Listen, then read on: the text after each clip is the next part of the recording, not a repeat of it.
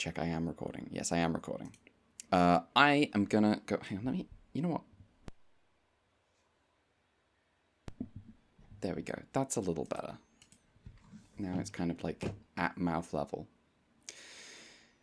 Where am I? Ultraman at this first appearance. At mouth... Shut up. Will we ever escape the blowjob? No, we will not. No. I mean, we managed to go good stretches without mentioning it, but it does always come back like a boomerang. Yeah. Yeah. Hello, you are listening to episode 61 of Ultra Q. My name is Red. I am joined by Mel. Happy Easter, Xbox. It's not Easter, it's Mother's Day, but thematically for this episode. Thematically. Also, there is Brad. Hi. Have any of you ever carried on having a relationship with the deceased loved one by pretending they were a crab? Yeah.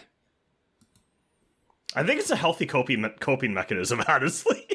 Yeah, especially when a guy comes along and listens to the seashell that you're claiming you're hearing the voice from and goes, "Oh yeah, I do hear it."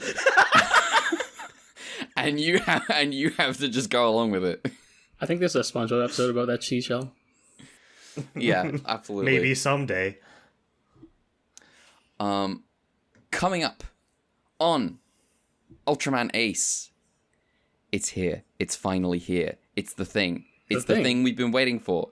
Yay. It's the thing with the Ultra guys... 7 guys. Yeah. All 7 of them. All 7 Minus of 2. them. There are 7 giant guys in that episode. There are. They're not Ultra. There are. Yeah, 2 of them are aren't terrible. Ultra, but they are terrible. Yeah, one of them is like the Antichrist. Anyway, before we get into all that, first things first. I got a question for the 2 of you. Mm-hmm. Do you feel free? A Do you little feel bit. like you've experienced freedom? Yeah, Truly. I've experienced some freedom. I guess you could say that. You ever watch a movie and be like, "Oh, he just fucking gave up"? He was delivering to the fans, and according to some people on my feed, that was a success? ? I do not. Seed Freedom as a movie, I think pound for pound. So, one of my friends loves how I word this, but my anger per word of dialogue spoken in Seed Freedom is probably higher than it is in Seed and Seed Destiny because of the shorter runtime.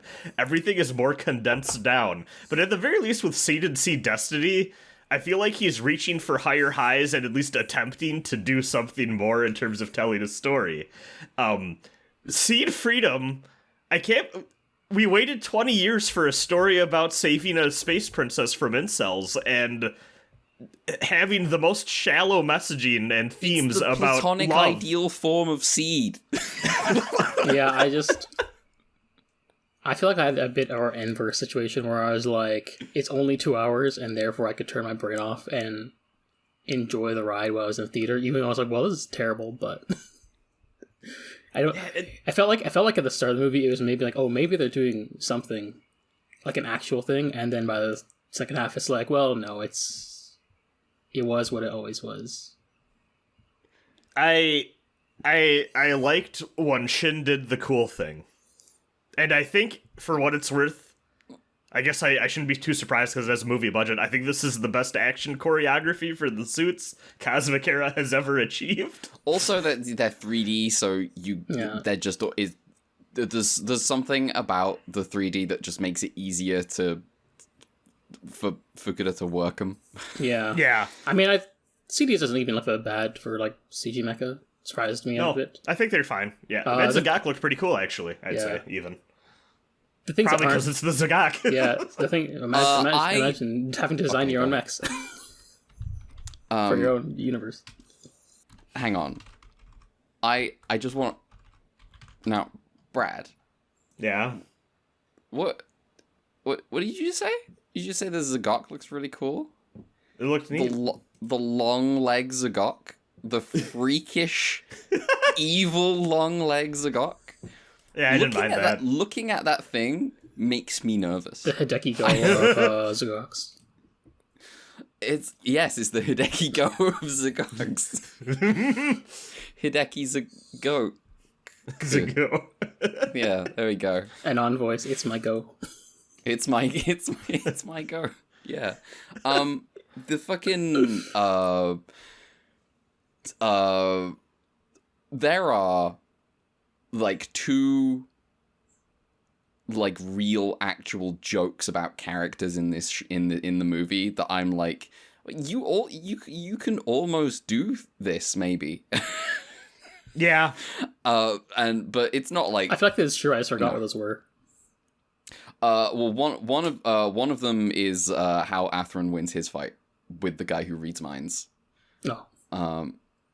And wasn't it Shin? Oh no, the Atherin. Yeah, they do both. Shin's the other one. Shin's the other one. Yeah. Shin is the. Shin gets done dirty. Obviously, naturally, because it's Gundam SEED, Shin gets done dirty. Yeah. I've seen so many people claim that, finally, justice for Shin in this movie. I'm like, what the fuck are you talking about? Justice for Shin is not him, like, scouring for approval from Kira. Yeah. It's so terrible. I hate it so much. He's like, I will suck up to the guy who killed my loved ones. Yes. Here's the thing. You listen to SEED fans often enough, you start to doubt that maybe Kira is less responsive. Maybe the show does actually is not really about Kira killing his parents. And then you watch the clip again. And he does kill his parents. Yeah. I feel like I've just like seen people on my feed who just been like, yeah, I watched SEED and it's actually really good. And it's just a vocal minority of fans. And I'm like, did we watch a different thing? Because I watched those in the past 2 years. The thing that happened. This is how I had a perfectly fun time watching SEED Destiny. Now, because I watched it really quickly and I didn't really think about it, and so I got to the end of it and I was like, I like when Shin killed Kira. Shame it didn't stick. Yeah, shame it didn't stick. I like how we had boneless quests. Make fun of. Oh, she's so bad. Boneless quest was just like, oh, of course, Kira doesn't like the Kira killer. I mean, I'm like, well, that was the coolest thing Shin did, and he is happy now, but he's also a cuck, much like many people in this movie. Well, see, also too, because SEED fans think that Shin's new character is good because he let go of the hatred and the revenge. Because as we all know, SEED's only way of framing war is that anyone mad is because of silly poo-poo reasons, that if they just got over, everything would be fine and there would be peace in the world. Don't worry about the material conditions any of these people are living with or in, or any other influencing factor. War is just when people get big mad and are mean to each other. Yazak can get scarred in battle, and he can just choose to not have the scar, but because he's a stupid poo-poo doodoo head, he keeps it until he becomes a cool good guy, and then he gets rid of the scar. I hate their conception of what war is and conflict so fucking much. It's so childish. How many normal people are in SEED? How many like normal people who would be okay in another show are there in SEED? I think there's I think I would struggle to call Shin normal, but he would do better in a different show, but I'd struggle to call him normal. Luna Maria, Luna Maria, Sai Argyle, Cuzzy Buzzkirk, obviously. I think fucking Dierka, Cuzzy. I think Shiho can do good. Shiho. What does she do? She goes like at one point in the movie. That's it. It's so funny. I was like, oh, it's her. She's like, they're pretending she's a real character. It's really funny that I can spot Shiho now. I'm like, oh look, it's Shiho, known Gundam character. Stupid. Gundam SEED Freedom, not a good movie, but I did have fun because I did like the 3 seconds of Alex. I did like the 3 seconds of Alex Dino we got. That was from me. Alex Dino. Oh yeah, that was great. For some reason you don't see it, I can't stop. Aside from the atrocious final battle where I'm just like, this is, you're trying to do the cool epic JRPG / shonen end of like, final battle thing, and just it's so not cool. But the scene where they stop a fucking capital city from getting destroyed because they do a little bit of trolling on the phone is so stupid. Now, here's the thing. When I call this the platonic ideal of Seed, I mean in the sense that, once again, war is caused not just by, hatred, right? War is specifically caused by cuckoldry. It's very essential. It's, in a way, it's kind of funny and cathartic seeing Kira get cucked for once. He's so pathetic about it, and it's really funny. Yeah. He's like, I wish he'd got a flashback to Sai and had been like, I finally understand him. I feel like there was maybe a moment of honesty from the movie. Yeah, when I want to see when like Atherin is like 5% of a character again, like he was in Seed compared to Destiny, and like he's punching Kira for being a loser. Yes. And Kira's like, oh well, I have to be the one who brings world peace because you're all weaker than me, and I'm just like, well, that's a rare moment of honesty for what Seed actually is. Yeah.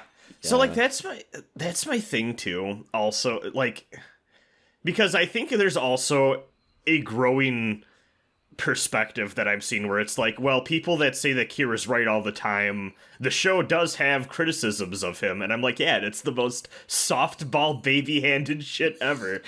That's kind of what that fight scene was to me. It's like the thing where, like, in Destiny, you have, like, Durandal spends most of the show being framed as the villain, even though he seems to be correct. It's not until the Destiny plane drops. And at the end of the show is basically just like him going, well, Kira, the fact that you're the eugenic super baby kind of proves the Destiny plan is correct. And Kira just goes, nuh-uh. Nuh-uh. and then he wins without doing anything. The truly tragic thing about Durandal is because it's all eugenic stuff, impossible to stan.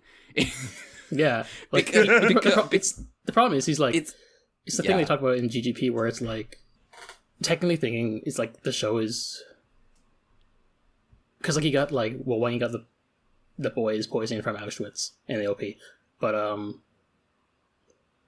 it's like, well, the thing about Durandal being there's like a secret conspiracy over the rule of the Earth is like it's evil to have that theory, but then it's also true in the material of the universe, and then also like eugenics is bad, but then the show seems to agree. The show tries to like textually say eugenics is bad while the events of the show is pro-eugenics. I just also want to back around to clarify, because there are probably people listening that are not familiar. There's a shot in one of the Seed Destiny OPs where apparently just for vibes, everyone's just hanging out posed in front of the Auschwitz gate, which is what the fuck? Yeah, like none of the people who are like saying, oh yeah, Seed and Seed Destiny are actually really good are like talking about the fact they just pose in front of Auschwitz for vibes. That's my thing that I don't fucking... And part of it is because the shows themselves are kind of not interested in it, frankly, and they feel like an afterthought, but like... Nobody ever talks about how fucking weird these shows are about eugenics. It's so bad. Yeah, and like most I saw is like one of my mutuals who's like, they're just kind of like, they aren't as big on like Gundam generally, so they're just kind of like, oh well, all the new type stuff's all been eugenics. No, anyway, and I know it's not. And I bet that does rub you the wrong way, but it is unfortunately true that you've got a fair amount of people who are like genetic type, new type, including the people who make UC stuff that aren't Tomino. And of course we have Amcha Rikyo as a thing, so it's like, unfortunately I see how you get there, but it's also like, it does feel like we... I feel like this, because the characters in the show are like, eugenics is bad, they don't go any deeper than the fact that like, even if Fukuda believes in his heart that eugenics is bad, he's doing a bad job of actually proving it in the text of the show when Kira is still the eugenic super baby. The truly incredible moment I point to a lot in Gundam Seed Destiny is when they invent a new type of eugenics to frown at. when they're like, oh, the 3 sickos were made using evil eugenics. and all the people, all the coordinator faction guys on the ship are in this lab for creating like evil eugenics child soldiers, and they're like, oh, this is so gross and evil. And I'm like, that's your thing. Your thing. It's like you got like Blue Cosmos, the evil Illuminati, who is real, and Durandal actually does stop. It's like, oh, we hate coordinators, we're like natural supremacists, and then we have our own eugenics going on. And it's like, what are you talking about? And then, of course, the villains of the movie, looping back to the movie, are that they're, doing the Destiny plan. Because like, well, we have to, I don't know. They've inherited Durandal's will or something. Yeah. But he's a loser. He's a loser. He wants to fuck Lacus, and anyone who wants to fuck Kira's girlfriend is therefore a loser who is like weird and gross and terrible and should die. And the same is true of women who like have any sexual freedom. Yeah. They do not have their personal freedom. This is not our personal freedom. This is simply sea freedom. It's bad freedom. I have 2 more points. Yes. Before we transition out. First is, I'm just going to paraphrase my friend Noah's Letterboxd review, which I won't link because I don't think they want the attention, but they had like the line, the venom in their Letterboxd review is so powerful. It was just like, I don't believe Fukuda hates women. I believe he loves women in the way normal people love a puppy. Oh, yes, I did read this. Yes, it was fantastic, yeah. And my concluding thought is my favorite part of the movie is when Lacus and the Prime Minister guy fused and transformed into Ace. Yeah. Yeah. Well, do we have actually no, wait, I'm cheating. I have a third one. Go for theoretically, I think Lacus and Kira, if they were actual characters, co-piloting would be cool. But one is Lacus and Kira in the Cosmic Era, and 2, that fucking normal suit that Lacus has is a crime. What are you talking about? It's terrible. Seems normal to me. It seems fine. What's the issue? Oh, go ahead. You're right. fucking Ava, the Ava 4.0 white plug suits hit, and Fukuda's like, write that down. My major elemental thing with this movie will always be, it is so deeply embarrassing that you felt the major theme of your story had to be love doesn't need qualifications, because it's the most no fucking shit human emotion thing. Like Muvlov says, don't change yourself for anyone. That's the thing. It's not. That's at least like a statement that can make me think more about like human interactions I've experienced in my own life. Like it feels like a movie for robots or people that have not like 7-year-olds. I don't understand. It's the most no fucking shit thing I've ever seen in my life, and I cannot believe that there's not like if this was the movie where they finally wanted to lean all the way in on this is about like the human melodrama of it all, and like we're moving away more from like the politics and like the state stuff, like whatever, all that, like fine. I expect something more than like the most absolute baby shit level of romantic storytelling you could possibly achieve, which is it's okay to like people for no reason, lol. Yeah. It's embarrassing. The stuff with, like, Boneless Quests, who I refuse to name, and her duel with Luna Maria was pretty weak sauce. This is the quests that people talk about when they hate on quests. Yeah. Like, she just really like, bad. oh, Kira didn't like me. Boo-boo, I'm gonna turn against them. And then Luna Maria's like, well, I'll obviously like Shin, you dipshit. Now. And then meanwhile, the one girl who has an arc just gets murked in the cockpit. Yeah. Yeah, they did that. I have to go on record as a hater, because let me just, what's his name?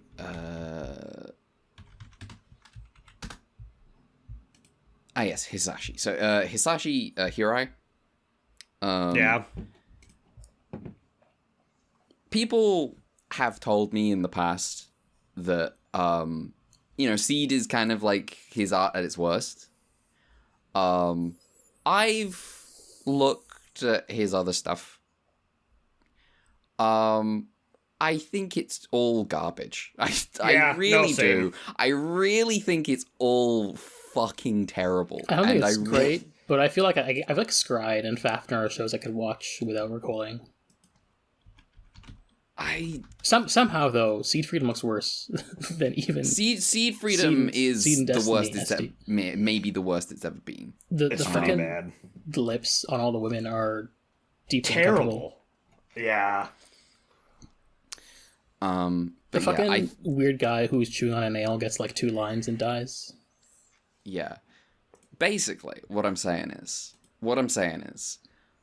I would like every Hirai fan to, before they tell me, oh, you've just seen Seed, please,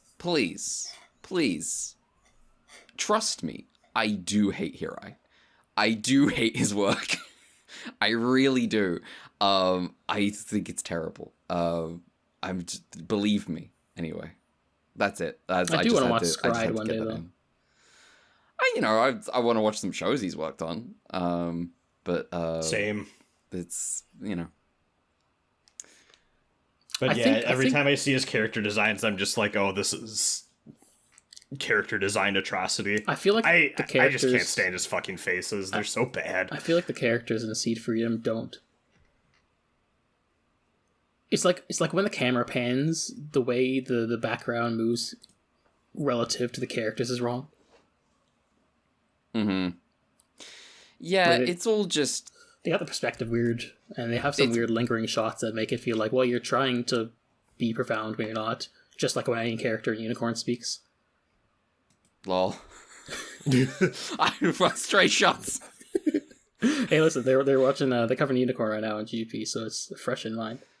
Yeah, it ain't fresh in my mind. I ain't rewatching that. I'm good. I'm fine. I will not be rewatching Age. I will be. You don't want to see Don Voyage again? I am due for an Age rewatch because it's been since around the time that show came out since I've last seen it. Gundam Age contains one of my favorite Gundam characters of all time. And it's the guy from the first phase. It's the little kid with the blue hair who grows up. I love him, so he's the worst. He's the worst person in all of Gundam. He's so fascinating. I can't wait till they rotate him in their brain. The GGP. Levels of evil he's on in the finale of... Anyway. That was Gundam SEED Freedom. You know what? I will say, I'm happy he got to make it. I think it's a terrible movie, but I am happy that he got to make it. I don't think he should work again. I don't think he should have been allowed to make that moving. Listen, I'm always open for people being able to make their shit, even if I find it atrocious. I have limits on that. Yes. No. My thing is not the moral. Is not like a moral stance on the movie itself. I don't think he should be allowed to work in anime based on everything about Murasawa. But the last time I talked about this, the guy who wrote the interview that I read got really angry at me. Also, I'm annoyed seeing some people on the timeline just be like, oh, the people who have complained about Seed clearly just haven't watched it. They complain about things they don't watch. No, I've seen the whole thing, losers. Mm-hmm. That was just annoying me. I had to get off my chest. No, well, we're rapidly entering an era of internet fan discussion where if you hate something, you just clearly are interpreting it in bad faith, or you didn't understand it, or you read the Wikipedia. Yeah. And thematic analysis is just people being contrarian. Yeah, that or if you like the thing I dislike. Yeah. It's getting rough out there. And now sometimes I wonder if I accidentally fall into that, but yeah, I was gonna say now to be a hypocrite. If you like this movie, you are stupid.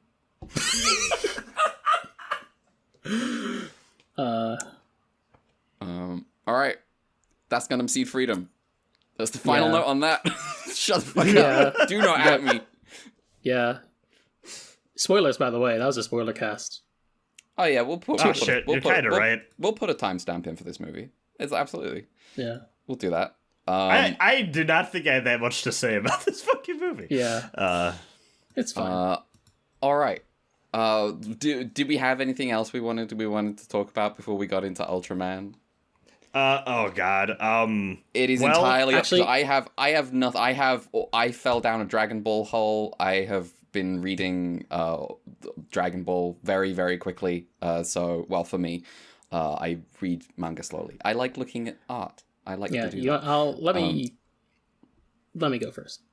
Yeah, go for it. Because I meant to watch Stalker this week, but didn't, because I was like, oh wait, it's Mother's Day. I don't want to talk too much about stuff. So Stalker will be later. Though I will just quick a thing I forgot to mention last week on Solaris, in case anyone wants to get around to that book. I specifically read, audiobook, but I went through the new translation. The one where Chris replaces Helmet. But anyway, apparently the original translation for Solaris was from the original Polish into French and then into English. So it wasn't good. So the estate was like, in 2011, made a new one from Polish to English that's better, and also has the actual names of the characters, because some character names get changed in the English version people are familiar with. And that's reflected in those names are the ones that will be in the Tarkovsky movie, so you probably won't be as confused if you read the old translation and go to the Tarkovsky movie. That said, apparently the only way to read the new translation is via audiobook or a digital format, so if you're going to pick up the print version of the book, you're probably just going to end up getting the old translation, which is weird. That is good to know. Yeah, they should get that in print. Yeah, I just want to get that PSA, because I forgot to mention this last week, but it's probably good for people to know if they want to check out the book. Yeah, because I would have been fucked over, possibly, because that is the type of book I would want to get in print rather than digital, so that is good to know. But yeah, other than that, I watched the movie Atragon as part of our Brad and I's Toho quest. I attempted to, and I fell asleep 20 minutes in. And so I'm like, do I want to talk about it, or do I want to give Brad another shot at it? You should give me another shot, because I feel bad. So that was my gut impulse. Yeah. That being said, last time I fell asleep during one of these movies and then rewatched it, I was like, oh, I was right the first time. That was Battle in Outer Space. So we'll see how Atragon wait, is Atragon one of the submarine ones? Sleep test. Yeah, this is one of the submarine Atragon's ones. the submarine one. No, the submarine things should be good by default. You know what? It's illegal to make bad submarine related. Can I reveal media. one thing about this movie? Yes. There's a sizable group of characters who are Japanese Imperial Navy who got stranded on an island and are now being brought into the fold of the plot, and that's like, oh no. I'm beginning to see. Well. Perhaps I'll give... one of the reasons this movie is maybe not Your favorite. But yeah, I'll talk about it later when Brad gives it another shot. Yeah. And if he falls asleep again, we'll know. It's Jover. Even Battle in Outer Space, I didn't fall asleep twice. I think you did. I don't believe. You know what? I think I might have, actually. You did? Yes, I did. I did! You did, and the other gave up on it. And then I was like, yeah, the movie's boring anyway. I did go back and fully watch it. I did not have a great time. Yeah, it's just kind of nothing. It's very nothing. But I will give this another go. But yeah, that was all I had. So I'll pass it over to Brad. Yeah, two things. One is a very minor update. Tekken 8 has been consuming my life. I have hit 90 hours playing that game. That's like I also 1 per hit gigabyte. Basically. Yeah, this is so Galaxy Brain. You know how people are always like, well, what's the hour count per dollar I spent playing this game or hour whatever? per gigabyte. Now, hour per gigabyte. This is the new annoying threshold we're going to use whether or not games are worth having. Those old CRPGs, they're through the roof in terms of value. The greatest game of all time is fucking... You know what? I'm sure Wizardry gives you a lot of hours per gigabyte. Absolutely. Oh, Wizardry is the pinnacle of video games, if that's the case. Oh, goodness. By which I mean, there's not a lot of gigabytes, but I'm sure you get a lot of hours out of it. Yeah. Oh, yeah. So the fun thing about Wizardry is that it's full RPG length and it's a dungeon with 10 floors, and you don't even need to go to all of them. I played a bit of a Toho SMT clone yesterday. Yeah, and I was like, dang, I should play ahead. some more first-person dungeon crawlers. I was gonna also say, because you're asking about that in chat, my classic SMT brained friends really do like that game a lot. Yeah. I will say, I was like, I should go find some footage of SMT 1 to compare, and then the second result was your LP. Yeah, no, that, you sound different 8 years ago. Yeah, no, Well, so part of that is because I'm using a shitty 2011 Turtle Beach headset that I had when I competitively played Call of Duty Black Ops. If I can make a joke about the change in your voice intonation, I feel like you went on a reverse course from Northern Lion. I would like to say the funniest bit about that Let's Play, and I truly think this does not need fixing. I think it's perfect. Is that at the end, you promise the lore and chaos ending as well. Yep. This has weighed on me heavily throughout my life. Guess what my dumbass did at the end of the Kyoyaku Megami Tensei 2 Let's Play as well. I can't stop. I think it's I'm the worst.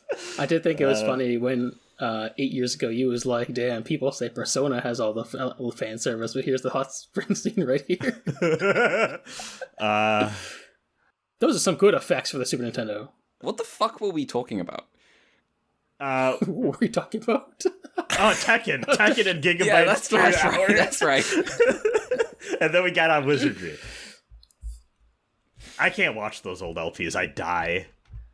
I can't watch stuff I did 2 years ago. Oh, so listen, I re-listened to some of our older Ultraman episodes so I can know what I've covered already when I do run back trivia. I'm sorry. I also feel weird listening to us back then. Just a year ago. The actual most heinous thing I think I've ever done on YouTube is I used the montage Team America World Police song in episode 8 of that Let's Play. Things I could go back and not do. Pulgasari would be fucking disappointed. Stupid. True. Oh, God. Anyways, back to Tekken. So, I hit Red Rank in Tekken, which, funny enough, last time I did a fighting game rank update, I talked about hitting Platinum rank in Street Fighter 6, after which I kind of took a break from that game, and I do plan on going back, because Combo Breaker is coming up in, 2 weeks, fuck. Yeah, so I need to practice. But yeah, I've hit the point that I've heard it described that you're at, like, intermediate tournament level Tekken, which, considering this is my first Tekken game, I'm very happy with. Yeah. Famous fighting games that are alien to anyone who has played other fighting games. Tekken. Oh my! Also, so Smash Bros. To be honest. Yeah. Those are the two big Gundam ones versus. left. I played Smash Brothers with I have a friend who, like, I never really kept up with past high school, but, like, I want to say, like, it was, like, I want to say, no, you know what, it was pre-COVID. Oh, God, time flies. But, like, it was, like, I want to say right before COVID happened. We, like, just sat down and, like, hung out a little bit and, like, it's like, oh, I want to play some Smash or whatever, and, like, you know, we hopped on, played it a little bit. And I do distinctly remember him being like, it's funny because, like, as someone who doesn't know what you're doing, you, like, 1/4 of the time will do something that's like, oh, that's really smart considering, like, you know how to play Smash and, like, what the characters' moves are and what they do. But, like, you're just missing the full context of, like, what's mechanically possible in this game engine. And I was like, oh, that's funny. Like, what does and does not transfer between traditional fighting games and Smash. Like, your intuition and your heart's in the right place, but it's just actually doing the thing and knowing what you're doing. Not there. I'm bad at Smash. But Tekken.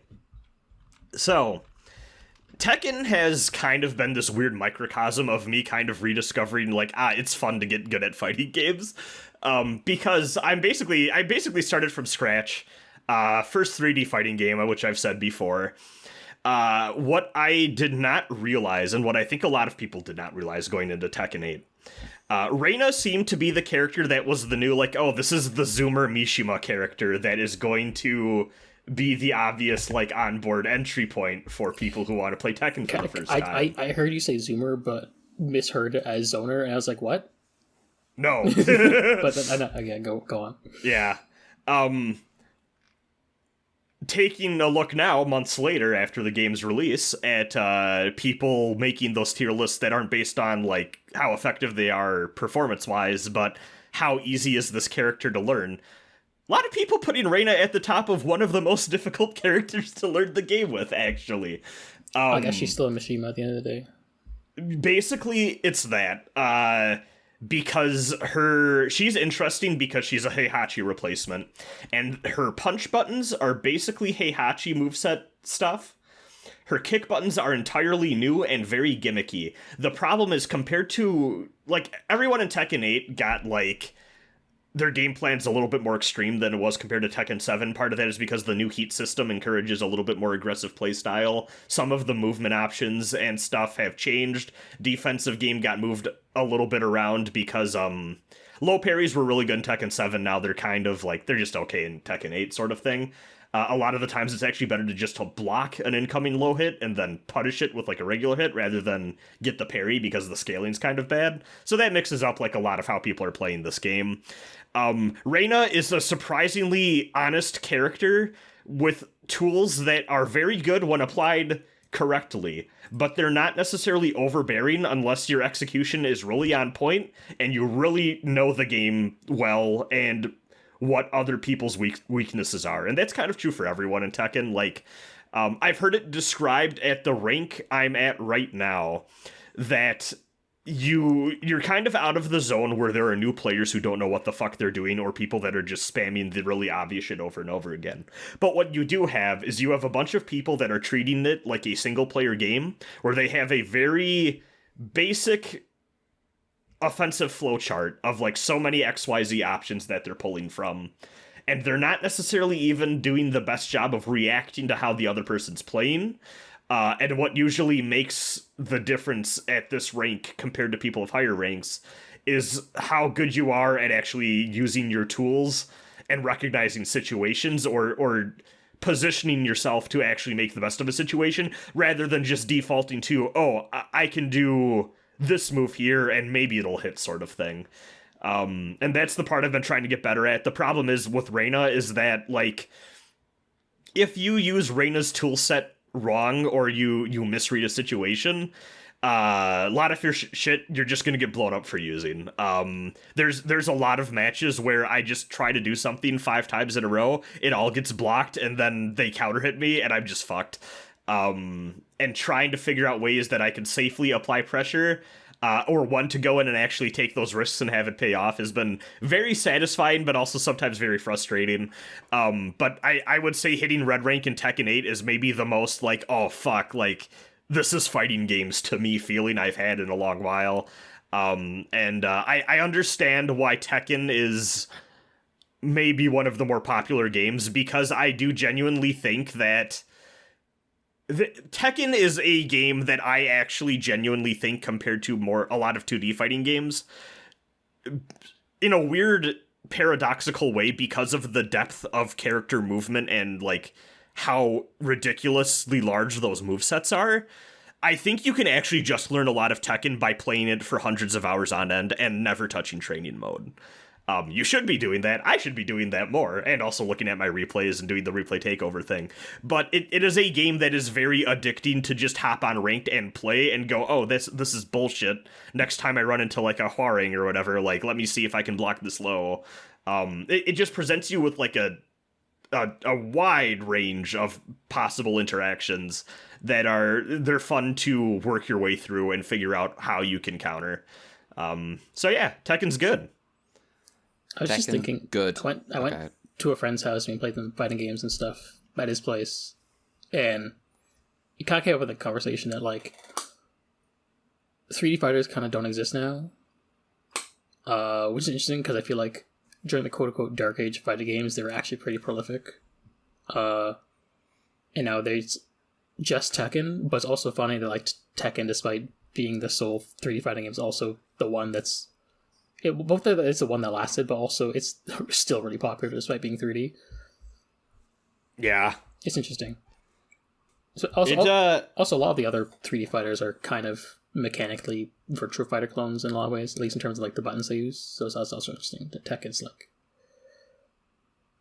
I think approaches. Part of it honestly is like Tekken was just part of it was because it was made with that console appeal in mind. Yeah. And I think that it's like it becoming a big like, I mean, early on it was like a big Sony like title or whatever, right? In terms of like maybe not like it being like the PlayStation fighter instead of the Sega console fighter probably helps. But it's still weird I think that bolstered it quite a bit over the years. It is also weird that like Soul Calibur and Dead or Alive are not nearly as alive either. I think part of that is because Soul Calibur 5 really pissed people off, and 6 didn't take off. Was like 6 was okay, but I don't think it had like, I liked 6. I didn't stick with 6. I think that game was really fun, but also wasn't like good enough that I was like, oh, I want to go back to this every day, you know? Yeah. Which is unfortunate, because I do think 6 got kind of a raw deal, and it seems like that series is kind of fucking dead now because the guy who made it left. But and also historically I was more of a Soul Calibur person than a Tekken person, but Tekken's fun. Yeah. Dead or Alive, I don't know what's going on there. There's just some weird shit there. Yeah. Like, I kind of want to try that series, but also it's like, you know, there's issue with 5 and 6, obviously. Yeah. The thing I know about DOA is that there's a contingent of like fighting game people that are just like, I really wish I could just play the game and like have people appreciate like, oh, there is like an actual fun fighting game in there, and then like everything surrounding that package is just very odd. Like, if you can't accept it, you're clearly too weak for Dead or Alive. Like it, yeah. Like my impression of Dead or Alive is it feels like a maybe easier to approach Virtua Fighter. At least it's kind of how it started, but also has the unique thing of like doing interesting thing with stages that like Tekken kind of does, but like it goes further with it, which I think is interesting. And I want to hold on. I'm gonna track down this person's name because I've been watching her stuff and I want to shout her out. Oh, I'm subscribed to way too many fucking people on YouTube, let me tell you. But yeah, there's a Virtua Fighter Pro who I've been watching because she's streaming herself, like, learning Tekken. And, like, coming from another fighting game being, like, very good and successful, she's, like, talking about, like, oh, here's how I learn a new fighting game. It's been very nice to watch the learning process there.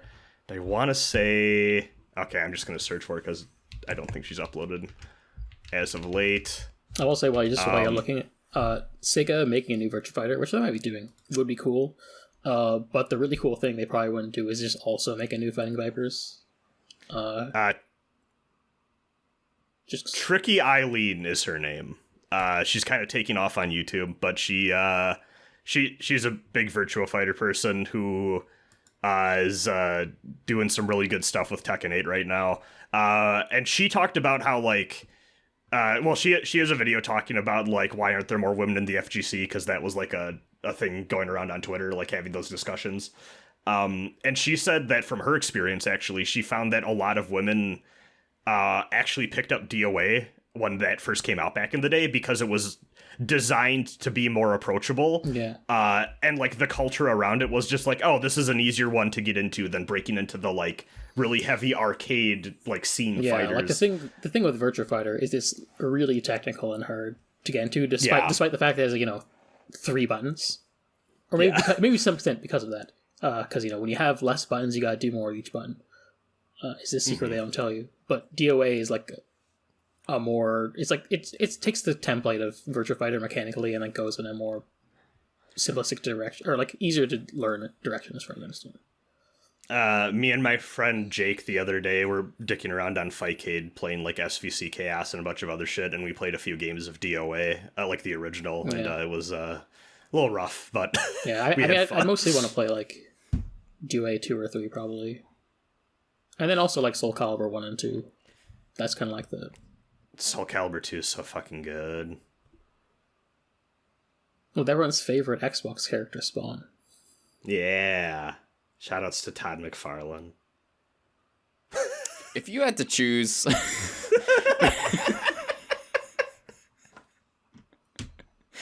between a ride on Satan's carousel and watching your best friend sleeping with your wife, what would you do? Hi, I'm Todd McFarlane, creator of Spawn. That crude scenario I've just painted for. Anyway. That and also Jonathan Frakes Factor or Beyond Belief best show intros ever created. I want they should make a Western Super Ash should sponsor a Western Alt Q where Jonathan Frakes introduces. Yes. Yes. That'd be funny. Absolutely. Jonathan Frakes, like, welcome to the Unbalanced Zone.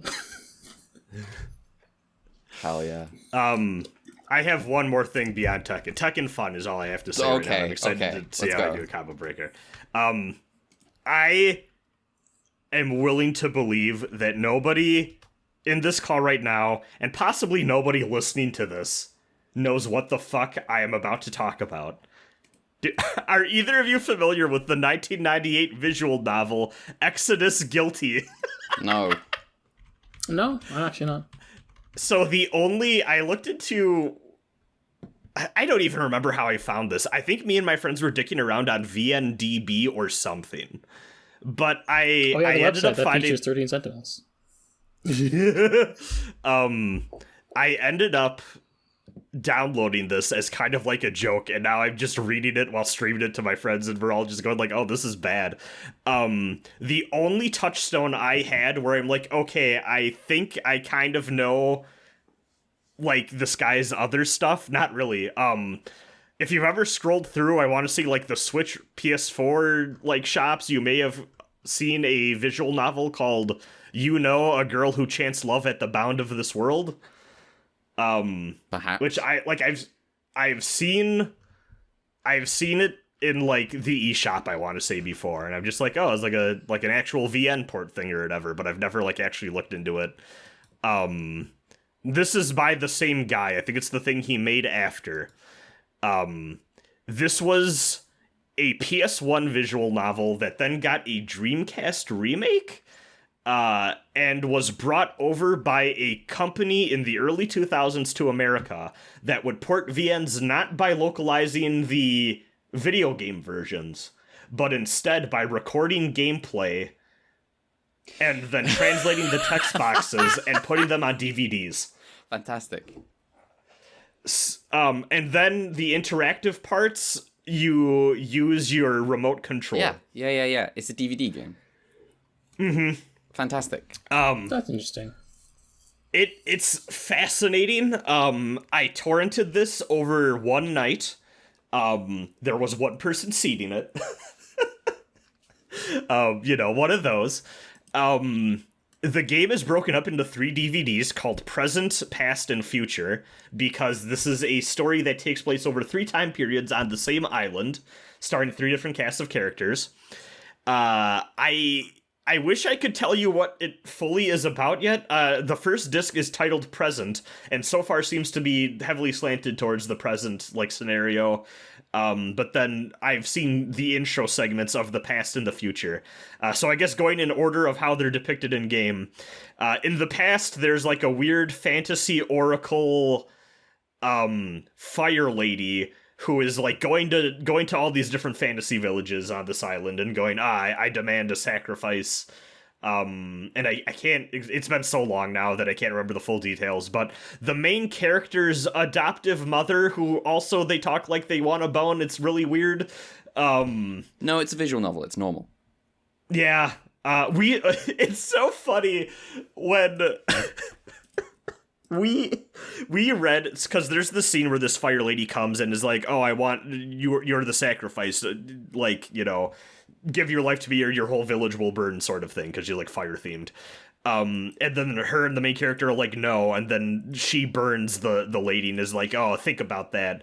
And then there's a 30-minute scene of her resting in bed and then the main character comforting her.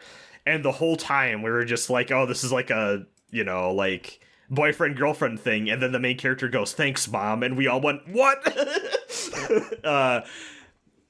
It was rough. Normal for VNs. Yep. So he needs to go out on a journey to save his mom's life. And then we cut to the present, a treasure hunter guy who is a high school student, but also secretly one of the greatest treasure hunters in the world. Also voiced by Shikamaru from Naruto. That same guy. Let's go! Good guy. Oh, he's the worst boy, let me tell ya. He ends up going to this island where there's an excavation happening, and he reconnects with his fiance of 10 years because their parents arranged a marriage. And her name is Ai, and she's a tomboy who those two are always bickering and they hate it, and everyone's like, they're fighting, that means that you're gonna get married someday. And then her older sister, who gratuitously speaks English every sentence, one word will just be in English. It's honestly very endearing. And it follows them as they try to uncover the secret of the ruins and the project, who's funding this ruin excavation, and what purpose do they have for trying to get whatever's in these ruins. Kind of brought down by the fact that the main character is just turbo misogynist every 5 lines. The vibes are bad in that part of the game. And it kind of brings it down a little bit where it's just okay, I can't deal with this guy. Which is unfortunate that this first disc is the longest part of this scenario is the longest part of this first disc here. And then the third one, which we saw glimpses of, is about 2 girls who are very good roommates. One of whom is a princess in a post-apocalyptic wasteland. Well, she didn't know she was a princess. She found out she was a princess. And her best friend need to go save the world from the evil overlord, who suspiciously looks like the protagonist of the past chapter. But we don't know if it's the same guy or not. I see. But they get naked and share a bed together, and then exposition dump world building for 40 minutes, and it's the funniest pillow talk scene I have ever read in my life. Nice. Where it's just yeah, you don't like to sleep with clothes? No. Anyways, what... Did you know that Old Hebrew was really popular in the Old World? Oh, we can't talk about the Old World. The castle has made it outlawed, and it's just who wrote this? It's so funny. It's a terrible VN. I'm kind of fascinated by it. Apparently the whole thing is about 20 hours, all 3 discs. And there's like almost nothing about this online that I've read other than like there was an Anime News Network review from it in like 2006. And the person reviewing it did not like it. So I'm not really liking it either, but I'm kind of like, it has its hooks in me and I'm like, I need to see what the fuck this does and where this goes. and how all three of these stories end up interconnecting. I have a theory that I have a theory that they want us to believe the antagonist of the third chapter is the protagonist of the first, but it's probably his great descendant or something. And I have a theory that whatever the fuck happens with those ruins is going to cause the end of the world. Because the future arc is extremely post-apocalyptic. So, we'll see. We'll see. Maybe it's really That's good all I in had. the end. Maybe. What if this turns out to be like a hidden gem masterpiece? No, you don't understand. Yeah. Once you get 20 hours in, it gets really, really good. For 10 minutes. It's 30 hours long. Anyway. Wow. That sounds terrible. Yeah. Who else is terrible? Shoutouts to Exodus Guilty. Who else is terrible? These monsters. These monsters. Yeah. I want to talk about Execution, 5 Ultra Brothers. Cancel the podcast. Right. Ultraman You know who Ace. got canceled? That guy at the telephone booth. Fucking did. They killed a child. They killed a child. Boss. Yeah. You killed a child. Episode 13. Death Penalty, the 5 Ultra Brothers, featuring assassin Choju Varava. I have a summary here. I don't know how we want to do... I'll read the summary I have for this first episode and then we'll see. Yeah. 2 brothers get attacked by Choju Varava. The older brother saves the younger and dies in the process. Gets mucked in a like phone booth. When the police and the crew arrive, the Choju has disappeared and the cops do not believe the younger brother. Meanwhile, back at TAC HQ, the crew are discussing their options for dealing with Golgotha, a planet from the anti-universe that seems to be on its way to Earth. Also, named after the hill where Christ died. Yes. Yes. So, you know, I'm sat there going, yeah, Golgotha, huh? Is that where it's gonna happen? It's where it's gonna happen. While out on patrol, Hokuto and Minami see an ultra signal coming from Golgotha, and is it Golgotha or Golgotha? I've always, growing up, I always heard it in church pronounced Golgotha. Golgotha. Ooh. That's also... Wisconsin accents are real, so I don't know. I don't know how accurate that is. Oh yeah, the boy in the heat. Well- Through the American Midwest. Well, for at least until the end of this episode, I'm going to be pronouncing Golgotha with a Wisconsin accent, clearly. I went to Golgotha for some cheese curds, eh? Yeah. Hokuto and Minami transform and fly there immediately at speeds beyond the speed of light. We get 2001 lights and colors shit. And then Ace arrives. At Golgotha, they find all the Ultra Brothers, who each believe that Ace is the one that summoned them. Something suspicious is afoot. It's at this point that 5 crucifixes appear, each engraved with the name of an Ultra Brother. Their names are little symbols. I should also point out that some pipe organ shit starts happening here. It does. Back on Earth, Varava appears in a storm. A storm of radioactive rain. The stork bringing its next gift to the world. I typed this summary on my phone, so clearly my phone was like, storm's not a real word. Arrives in a storm of radioactive rain and starts wrecking shit. The crew attacks, while Mikawa tries to get Hokuto and Minami to answer the phone. On Golgotha, the Ultra Brothers realize they were tricked, and then, is it here that they get blasted with freezing smoke, or is it after Ace leaves? Yes. Yeah. So it is here that they get blasted with freezing smoke. They get weakened. Yes, Yapul blasts them with freezing smoke in a weakened state. There's more credence to the pole to Yapul theory. Yes, in a weakened state, none of them can flee. Yeah, clearly the Yapul have been talking to Alien Paul. I want Yapul and Yapol, and Yapul and Paul are like the Demi-Fiend and Pixie, clearly. Let's see. In a weakened state, none of them can flee, and Mr. 66 himself says there's a way. The rest of the brothers will give Ace their energy, and then he can fly to Earth and save the day. Ace doesn't want to leave his brothers to die, but Ultraman slaps him and tells him to do what must be done. The brothers give their energy to Ace, and he flies away to Earth. Hokuto and Minami land on Earth and immediately find the kid trying to avenge his older brother out in the radioactive rain with a slingshot. Kid, get out of the radioactive rain! Hokuto promises they will avenge his brother for him, and they send the boy away. Hokuto and Minami transform and fight forever, and lose! They can't do it! Ace transforms back into Hokuto and Minami, who lie amid the rubble of a collapsed building. Is that all that happened this episode? No, it is not. While this was happening, on Golgotha, the Ultra Brothers got chained to the crucifixes. Let's go! They got crucified. We're finally here! They got the it. end.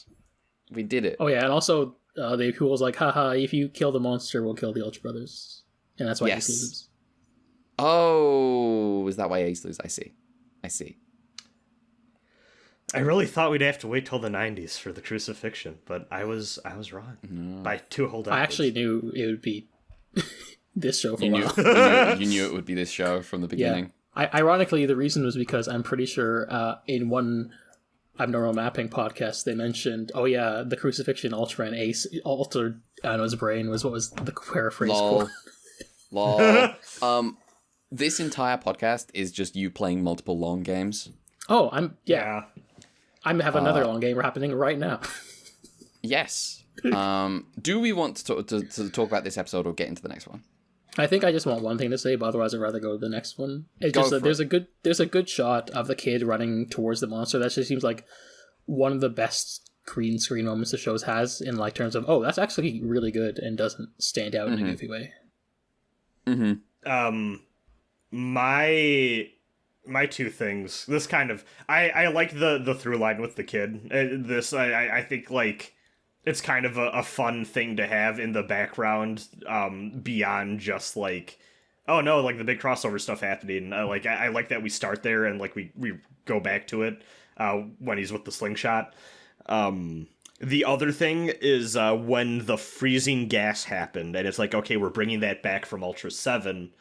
I'm like, okay, this is where we're at now with Ultraman. Yes. Is we are taking these individual elements that happened in each of those shows. We're going to see how we can extrapolate those to make stories and situations and things, plot beats happen that apply broader to like a shared universe. And I'm like, okay, we're really in it now. This is becoming a capital F franchise, in how we're telling the stories, which, I'm curious to see how that goes and like what they build it out to look like. There's another way it becomes a capital F franchise. Next episode, which I'll mention.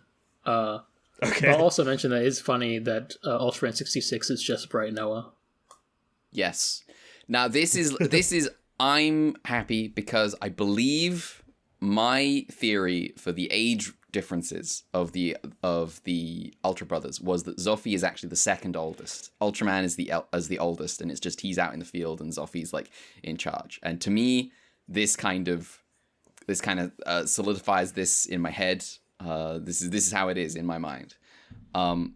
Yes, I agree. I like the kid in these episodes. Just if anything, just in terms of like Ace is also a younger brother, trying to save his older brothers instead of avenge. But he's got feelings about this kid trying to avenge his brother. Hokuto and presumably Minami do. Shall we go straight into episode 14? Yeah, let's go. Sure, I guess I'll say this was directed by Yasuo Yoshino, who I believe is a new guy. Oh. Also could not, literally nothing on him. Okay. Yeah, you're right. The problem I have, Which is, there's just not, people aren't writing shit about the show or the people who worked on it. But it was written by Shigemitsu Taguchi, who we've seen before. So cool. Mel, do you have any stuff about this episode? That's all for next episode. Okay, excellent. Episode 14. 5 stars scattered in the galaxy, featuring... Wow, it's the same. Featuring the exact same guy again, which is weird, because there is a new guy Yeah. in it. It doesn't have to be the same featuring. It could be a new... Perhaps they looked at the fight scene quality between those two and went, well... Sometimes there's a lot of fighting game discussion here. Sometimes two zoners have to fight each other. It happens sometimes. The crew gets visited by a commander from TAC's world headquarters in the South Pacific. Ideology is everywhere for those with eyes to see. This guy fucking sucks. He suggests a plan where the crew launch a superliminal missile at Golgotha, and Hokuto is not a fan for two reasons. Reason number one, the Ultra Brothers are there and we should not kill them. Reason number two, there is presumably life native to Golgotha that is not to blame for the Yapul's machinations, and we shouldn't commit genocide. The people's hero, Hokuto Seiji. For now. Until later. Until later. The commander really doesn't like getting talked back to, and so he assigns Hokuto the incredibly dangerous mission of riding the missile halfway to Golgotha before detaching with the first phase. The crew presents many reasons why Hokuto shouldn't go, including, he's brand new, he's a twerp. Why would you give him this job? But the commander's like, nah, my computer says it should be Hokuto, the guy that pissed me off. Hokuto accepts the mission. ChatGPT told me it should be Hokuto. Yes. Hokuto accepts the mission, via his, pride. He gets tricked into it, and has a silent confrontation with Minami over the fact he is on his way to destroy the Ultra Brothers. Yamanaka notes... He's like, if they're gonna die anyway, I want to be the one to do it, which is kind of fucked up. It's a fucked up situation. Yamanaka notes the mission is on Tanabata, which is the holiday that Hokuto and Minami were born on. It's both of their birthday. Yamanaka offers to switch places with Hokuto, and the commander never has to know. But Hokuto declines. He'll go through with it himself. Yamanaka says they'll have a birthday cake ready for his return. The missile launches on its way to Golgotha, with Hokuto aboard. Speaking of Golgotha, what's been going on up there? The brothers are still crucified, and the Yapul have created a Choju called Ace Killer, which takes the special attacks of all four Ultra Brothers and uses them to explode a fake ace built by the Yapul. Can I just comment? Yes. It's really funny, both that, he drains a specifically different beam from Zoffy 7 and Man, as if these are all different things. Zoffy has the M78 beam and 7 has the Amirium beam, as if these are actually tangible different things. Yes. And then they all collapse. And then for Ultraman 2, he just steals the bracelet. Yes, he steals the bracelet, which he got from Ultra 7. And, which, I get that, the bracelet becomes Return of Ultraman's thing, becomes his thing. But, if I was going to take an attack from Ultra 7, I would not take his head beam. I would take the slugger. Cutter. Yeah. Yeah. Alright. What would you take from Ace? He's got so many. Guillotine. Yeah. He's got, Ace has, 8 million ways to kill anyone. It's wild. To be fair, so is Ultraman. This is true. He uses Spacey movie a lot. Yeah. He's boring compared to Ace. He's... Ultraman is truly about, I just have to kill. Ace is I'm gonna have fun with it. I gotta do it in a new way every time. Okay. So, yes, explodes a fake ace built by the Yapul. Next time, it will be the real thing. Also, salt in the wound. While Hokuto and Minami are separated, time to put Varava back on the field. As if we don't have enough crises, the superliminal missile fails to detach the phase with Hokuto aboard. He's stuck on the missile. The commander who sucks tells him, tough break, but you gotta see it through, man. Ride the missile to Golgotha and, I'm sorry, I guess. The captain orders Hokuto to return, saying, the commander does not have the authority to endanger my crew's lives. He punches the commander, Ryu the goat, and the crew kicks him out of the base, while Hokuto is like, guys, I think I'm gonna go through with it anyway. The crew has to respond to Varava's attack, and Minami gets on a video call to Hokuto and tells him to reach to the camera. They join hands through the screen and transform into Ace. They destroy the missile and head to Golgotha. There, they nearly get their ass kicked by Ace Killer, but the Ultra Brothers beam zero energy to Ace. This is the shot that I know of the guys on the cross beaming something to one of their own. Yes. Ace uses the zero energy, which is new, to destroy Ace Killer and free his brothers. Ace returns to Earth and murders Varava with its own crucifix blade horn. I just want to say, the subs I provided you, I didn't realize until after they had a typo. They call the energy the space Q. Oh, okay. Space, okay. Space Q. It's to get all the shows represented. I see. Yeah, we got an edited version of the subs from you. Yeah. I wonder why. I wonder. I think I could maybe guess. It'll probably get more obvious the more often I do it. What I will say is your subs matched what they were saying, because I don't think they've invented the thing that you were covering up. Maybe. Who can say? We'll find out eventually. I didn't pick up on shit, so you know. This is even funnier. It's funny if one of you picked up on it and the other one didn't. Now, to be clear, I got to the end of the episode and I messaged you like, did I miss something? And then as I was typing that message and then hit enter, I was like, oh, it's a that thing, isn't it? Okay. Now, where am I? Yes. Kills Varava with its own crucifix blade horn. Gazing into the sky at night, Hokuto and Minami talk about how tonight is the night that Orihime and Kengyu meet. This is the Tanabata festival thing about there's some, you know, there's some minor interesting stuff here. I don't know like too much about it, but from a cursory glance at some stuff about this festival, it's you know, there's something happening here. Minami asks what she and Hokuto are relationship wise, and Hokuto's like, huh? What was it? They then watch the meeting of the couple in the sky. The end. Oblivious Hokuto. I like these. I had a great time. Like these episodes. I think they are good. I think they're fun. Yeah. I think it's unfortunate how the Golgotha set is maybe a little too restrictive.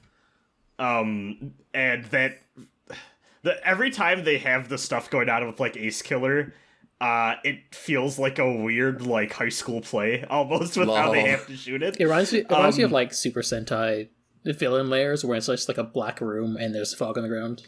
Mm-hmm. I think it's for me, it's just like the camera can only move so much in those because of how they constructed the set, which is unfortunate. But then when we do get the fight against the monster, actually at the end, it's pretty fucking sick. Yeah. So, I think it's very cathartic that after all the times you got like really shitty superiors in 7 and Return of Ultraman, Tak just like fuck you and punches them. Yeah. Yes. I like Kono sheepishly coming cracking his knuckles before Drew decks the guy. Kono is rapidly becoming my favorite guy in this crew. He gets quietly. He's pretty good. I think the bit where they reach through the screen to do the thing, is the most that the like transformation as like those two coming together has worked for me. Yeah, it was like really just good. Like, I was just like, oh, there's some good thematic shit going on here. Yeah, because it's like they don't need like, it's the feeling, it's the emotion, like their connection as people is what allows them to do that. It doesn't have to be the physical thing. I thought that worked great. Yeah, everything with like the missile and like, is this a suicide mission is good stuff. To be clear to anyone who didn't watch the episode, when they reach through the screen, what happens is they reach towards the screen and then they just cut to the two of them just clasping hands, and it's just like, hell yes. Yeah. Yeah. Fuck yeah. Yes, the drama of the suicide run is, I think, was not what I was expecting after watching like the first episode. But I think was a welcome a addition. suicide run to also potentially kill the legacy heroes. Yes. Yeah. It's high stakes. And also Zoffy. Why is he here? Why is The he legacy here? heroes and the alleged hero. To be fair, if according to Ace Killer's powers, Zoffy does have Force Lightning. Yeah, it's really weird how we've never seen that used by Zoffy. This would be like making a Mega Man show where like the robot master doesn't use his power, and the first time we see it is Mega Man using it. It's just like, why would you do it that way? Zoffy stroking that weird, like, 4-way bracelet that he gives to Ace earlier in the thing, just going, "You want this, don't you?" Yeah. Like the Emperor. What if he stole Zoffy's stud? Oh, man. Now he's just boneless Ultraman 66. The word boneless has come up so much in this podcast now. That's me. Yeah. I'm the one who did that. Boneless quest. I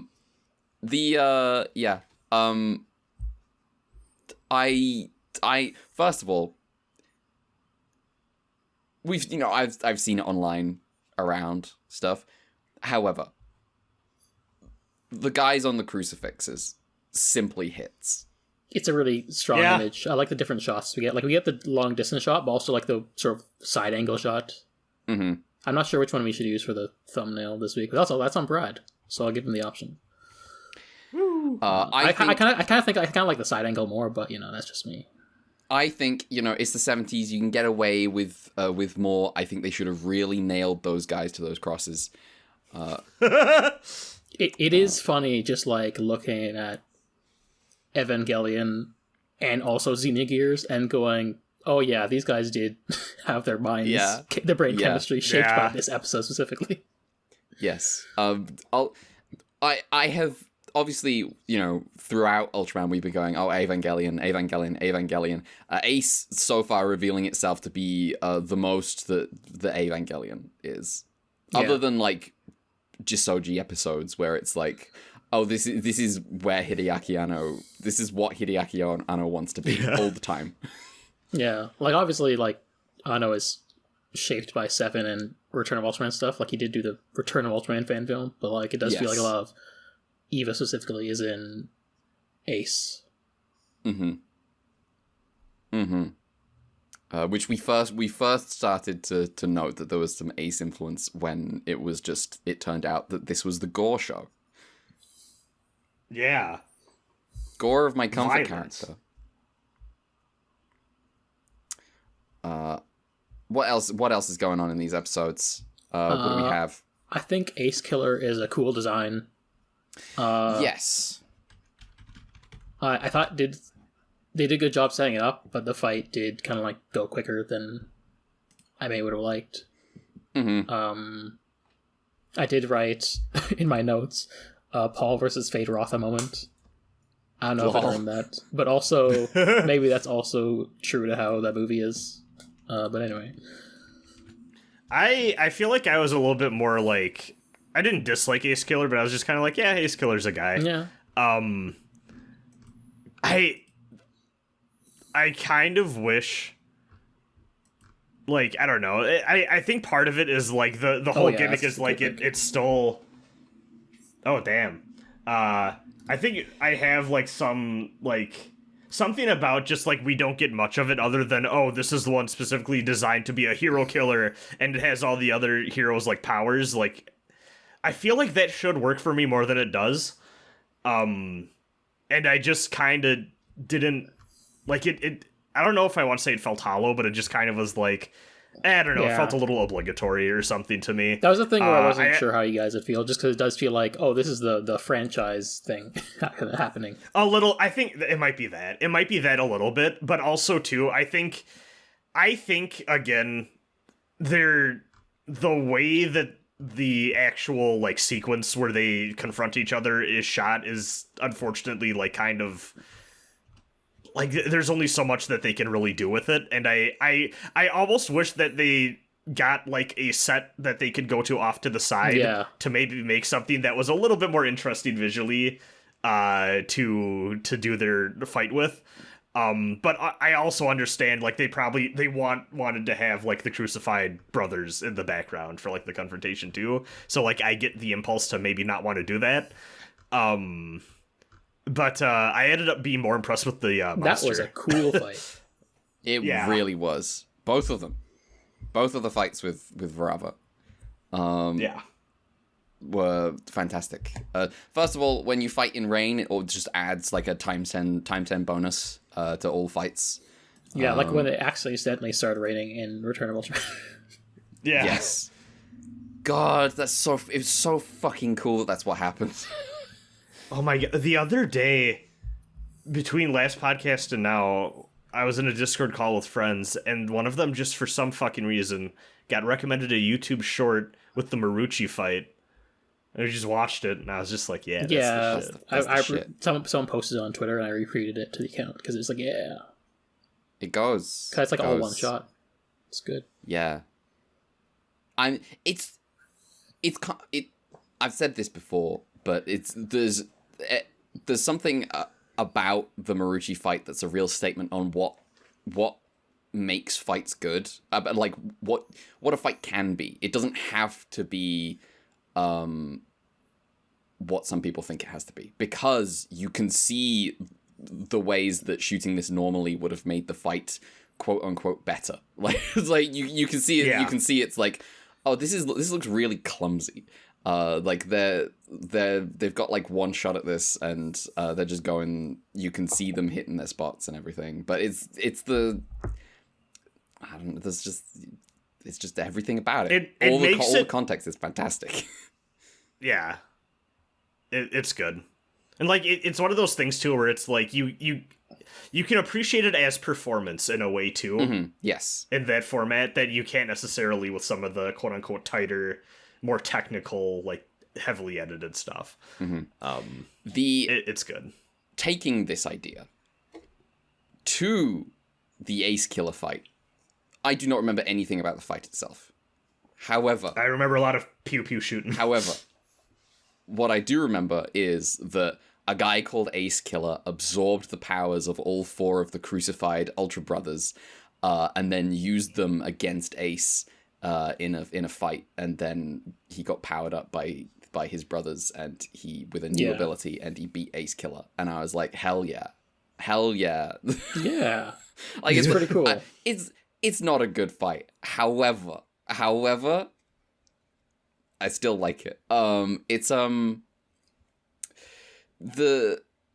think as far as making Ultraman into a franchise goes, like properly making Ultraman into a franchise, going like, we're gonna have all five of the brothers in this show pretty frequently, to be honest. We're codifying it. I think this is a strong statement in terms of what can that give us? Well, what is the benefit of doing this? Well, the benefit of doing this is we can have Ultraman on the cross, like all four of them at the same time. We can have a guy called Ace Killer. I think it's good. Okay, go ahead. Yeah, just like even if like the fight itself is kind of a bit like disappointing, but the context and stuff around it and like the kind of styling kind of like makes it hit more. Mm-hmm. Punch above its weight, so to speak. But I also think Minami as like secondary character to Hokuto really works this episode. Just in terms of like the weird relationship between the two of them, into like when he's like, because of his pride, he's like, I'm gonna go do it, and she can't say anything, but they have to, they have to like try to get across to each other what's happening. It's I think it's good. Yeah, I think their stuff worked really. I actually really like the conversation they have at the end, which I feel like a lot of the times when that sort of thing in fiction pops up, of the oh haha what are we non-committal answer, like I just kind of like, oh okay sure, but I like this too because there's like layers to it in a way too, where it's like what are we in terms of us as a couple, but then also too I do feel like there is kind of that question there too of like, what are we considering, like what we are capable of turning it, like there's a few different facets to that question too as they stare out to the cosmos, that I thought was really fun, and like that combined with the transformation stuff this episode I feel like is the most their relationship as two leading characters has like felt to me, while again too like it's Hokuto's decision to go to the missile, it's Hokuto's decision to maybe, sacrifice himself, but then Minami is what pulls him back, sort of thing. But I think it's the most that stuff has worked since the show has started. Yeah, I will say, like, devil's advocate going direction, because, like, I've talked to some of my friends about Minami's role in the show so far. Okay. And, like, we've been, like, kind of, like, poking fun at the fact that she's kind of second fiddle, despite the stated pretensions. But mostly my friends have been pointing out, like, well, it's also, like, good to have the context of the times where, like, this is kind of the first show to do this, when all the other shows surrounding it are, like, just guys being dudes. So it's, like, I think there's, like, there's both the context of, like, us coming at it from modern sensibilities and being like, well, it's still not as good as you might hope, going from, oh yeah, this is a show featuring a guy and a girl, but also there's also the historical context of, like, this is probably a bigger deal at the time it's airing than maybe we can really, like, conceptualize. Yeah, I mean, doesn't mean we have to necessarily change, like, how we feel about things, but more just, like, it's nice to have that context when talking about the show, I guess. That's my thing. Yes, that is good. My one major... Go ahead. My one thing with that is I feel like the show that we've gotten the best with this is Ultra Q. Yeah. And I think it's been better than all the Ultra. Like, I just think they did it really, like, pretty solid the first time, and I think everything since then has been worse. So I don't know. Yeah. I understand though too. That's not a superhero show in the way that. Yeah, I mostly just brought up because, like, I know my friends did have their opinions. They're like, well, sometimes people can be really dismissive about Minami, and also, like, at some point I want to go, when it's more appropriate, do a deeper dive into, like, maybe behind the scenes stuff going on, because there's probably stories there as well. But I just thought, like, just because they like, I just want to put it in somewhere in the podcast at some point. Yeah. I will say not in our defense. This is not something that needs defending. This is just a conversation. Just in terms of, like, the context is important to bear in mind, but also the show exists as something I can look at and, like, perceive, and like I can think about the context around it, but, like, the truth of what the show is there. Like, I'd say it's like we are watching the show also divorced for its context, but also, like, and, like, these are people who are, like, are watching a lot of these shows of this era, and we're, like, kind of, like, going at it in isolation. And that's, like, a different and still valuable equal framing. Yeah. The other thing I'll say is, again, I don't have the full context of the conversation about, like, the idea of being dismissive of Minami, but now when I make this comparison, know that one of these is obviously much better than the other. When I think about, we were talking about Gundam SEED earlier. When I think about, there is a significant group of SEED fans that talk about, people are really dismissive of Kagali because she's a girl, she's a female character, and I'm like, I'm gonna be real with you. It's the people who wrote the show who were dismissive of her, and I simply cannot. I cannot. There's nothing here for me to like. There's, like, she got hated before she ever reached the screen. There is nothing to claim. So like, for instance, I'm very dismissive of what's her name, the Yuriko's actor in Ultraman. Yeah, Fuji. I'm very dismissive of Fuji. That's not out of like any misogyny towards the character. That's because of the misogynist writing the show didn't write a good character because they made with the same woman actor suck. as Yuriko, who was good. Yes, yeah. So I'm tentative around the whole like dismissive of women characters in fiction, because like sometimes I am dismissive because there's a lot to dismiss because it's not been written well, but that's it's not the fault of women that happened. But yes, the context does seem important in terms of like we can sit around and like say, why isn't Minami as important as Hokuto all the time? We know why Minami is not as important as Hokuto all the time. It's the 70s. That's why. Yeah. And like ostensibly too, like they're making these shows for like 8-year-old boys. Increasingly more so 8-year-old boys than even before. Yeah. Mm-hmm. This actually kind of segues well into some production stuff on my end of Yeah, things. I know you mentioned that Ejima left the show on this episode, right? Ichikawa my bad, yeah. Yes, so this was also directed again by mystery man Yasuo Yoshino. I just think it's really weird that the guy who directed the first like big 2-parter for the show and like the famous crucifixion episode doesn't like. There's nothing. I could not find a single shred of info about this guy. That is wild. Yeah. And it's like who is it maybe an alias?